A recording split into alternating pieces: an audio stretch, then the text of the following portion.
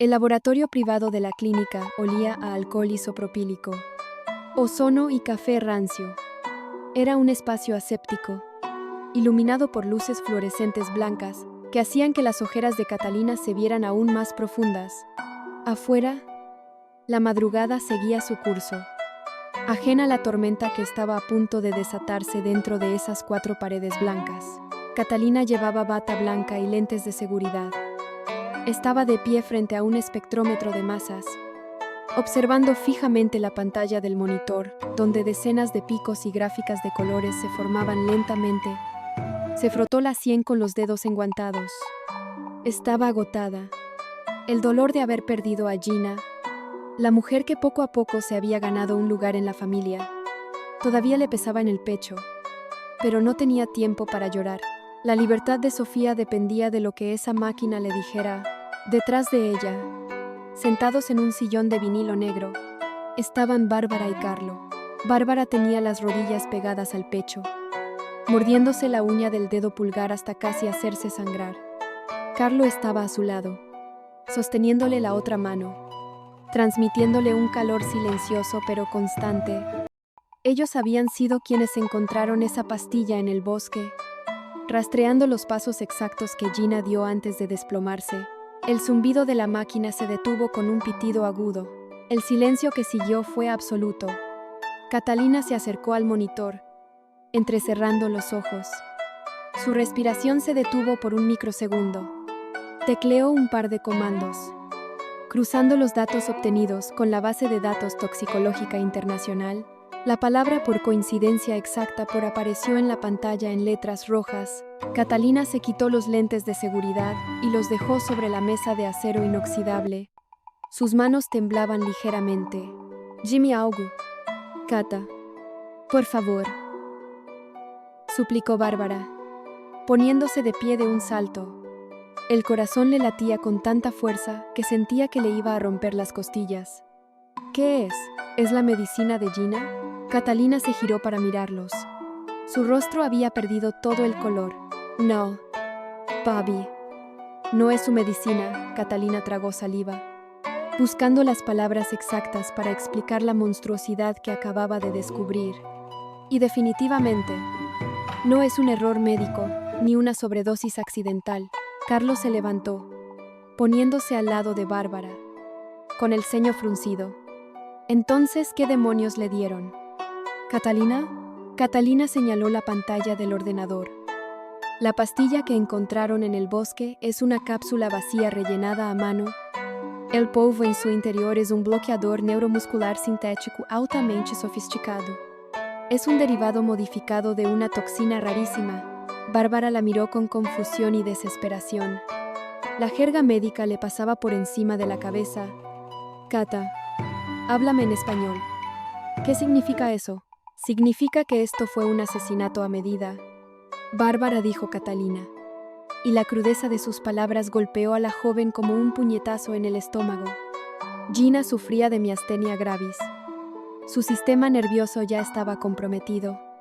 Sus músculos eran débiles. Quien diseñó esta cápsula sabía exactamente eso. Esta toxina no te mata como un veneno normal. Lo que hace es unirse a los receptores musculares y apagarlos por completo. Finge ser una crisis severa de su propia enfermedad. El laboratorio se quedó en un silencio sepulcral. La persona que le dio esto a Gina no solo quería matarla, quería que los médicos y los forenses pensaran que su propio cuerpo había fallado, continuó Catalina, con la voz cargada de una indignación que le quemaba la garganta. Es brillante y es diabólico. Bárbara se tapó la boca con ambas manos. Las lágrimas, que había estado conteniendo durante horas, finalmente se desbordaron por sus mejillas, pero no eran lágrimas de dolor. Eran lágrimas de un alivio tan inmenso que casi la hizo caer de rodillas. Carlo la sostuvo por la cintura, mirándola a los ojos. Bobby, ¿te das cuenta de lo que esto significa?, le susurró Carlo, con una mezcla de asombro y triunfo. Esto exonera a tu mamá por completo. Mi mamá no sabe nada de química, balbuceó Bárbara, riendo y llorando al mismo tiempo. Mi mamá es administradora de empresas. No tiene los conocimientos. ni los contactos, ni la mente retorcida para mandar fabricar una toxina indetectable, la incriminaron. Alguien montó todo el teatro del video para incriminarla. Exactamente, asintió Catalina, agarrando una carpeta y metiendo el reporte impreso dentro. Para sintetizar algo como esto, se necesita un laboratorio clandestino de primer nivel, un químico experto y muchísimo dinero sucio. Sofía no tiene nada que ver con el mundo criminal. La policía va a tener que soltar el caso contra ella. Con este documento forense, el video de la feria que entregó Limón pierde todo el peso científico. Bárbara se abalanzó sobre Catalina y la abrazó con una fuerza desesperada. Gracias. Gracias, Cata. Te juro que me acabas de devolver el alma al cuerpo. Mi mamá es inocente. Catalina le devolvió el abrazo, acariciándole el cabello. Pero su mirada seguía fija en el monitor del ordenador. La científica en ella estaba aterrada. Papi, escúchame, dijo Catalina, separándose suavemente y sosteniéndola por los hombros. Tenemos la prueba de que Sofía es inocente. Pero este reporte también nos dice otra cosa. ¿Qué cosa?, preguntó Carlo, sintiendo el cambio de tono en la voz de la doctora. Que la persona a la que nos enfrentamos es un monstruo con recursos ilimitados, respondió Catalina, con una frialdad clínica que heló la sangre de los dos jóvenes. Esto no fue un crimen pasional. No fue un accidente. Quien mandó hacer esta toxina planeó la muerte de Gina durante semanas, tal vez meses.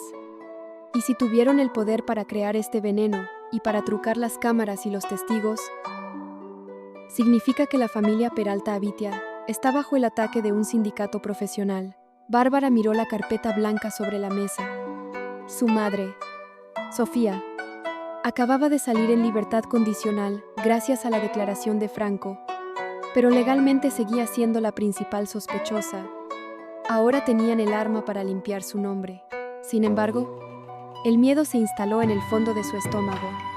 Las palabras de Catalina tenían sentido si el verdadero asesino era un profesional de ese calibre. ¿Quién seguía en la lista? Tenemos que llevarle esto a mi abuelo Gonzalo y a los abogados de la empresa, dijo Bárbara, secándose las lágrimas con el dorso de la mano. La vulnerabilidad había desaparecido, reemplazada por la misma determinación férrea que caracterizaba a su madre. No, intervino Carlo, negando con la cabeza rápidamente. Papi, piénsalo. Gonzalo acaba de tomar el control de la empresa aprovechando todo este caos. Y la policía arrestó a tu mamá en tiempo récord, basándose en un solo video y en el testimonio de un chiquillo como Limón. Todo está podrido desde adentro. Si le entregamos esto a las autoridades equivocadas, el reporte desaparecerá mágicamente. Catalina asintió, dándole la razón al muchacho. Carlo tiene un punto. En este momento, no sabemos quién está comprado. No sabemos en quién confiar. Bárbara agarró la carpeta blanca. El papel se sentía pesado, como si contuviera el destino entero de su familia. Miró a Carlo y luego a Catalina. Entonces, ¿a quién se lo damos?, preguntó la chica. Hay un solo hombre en toda esta historia que no responde a las leyes de la empresa.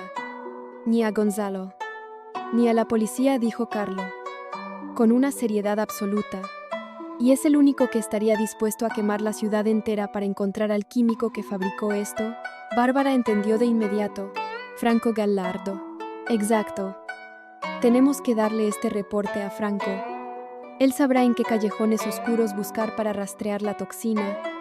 Si encontramos al fabricante, encontramos al verdadero asesino de Gina. Bárbara apretó la carpeta contra su pecho. Su relación con Franco había sido tensa. Pero si algo había quedado claro, era que ese hombre amaba a su madre con una lealtad a prueba de balas. Vamos, dijo Bárbara, caminando hacia la salida del laboratorio, con una chispa de guerra brillando en sus ojos oscuros. Vamos a cazar a esos infelices. Afuera, la tormenta seguía rugiendo, pero por primera vez en días, el bando de Sofía Peralta tenía un arma de verdad en las manos. La ciencia había hablado, y la verdad estaba a punto de desatar una cacería sin piedad.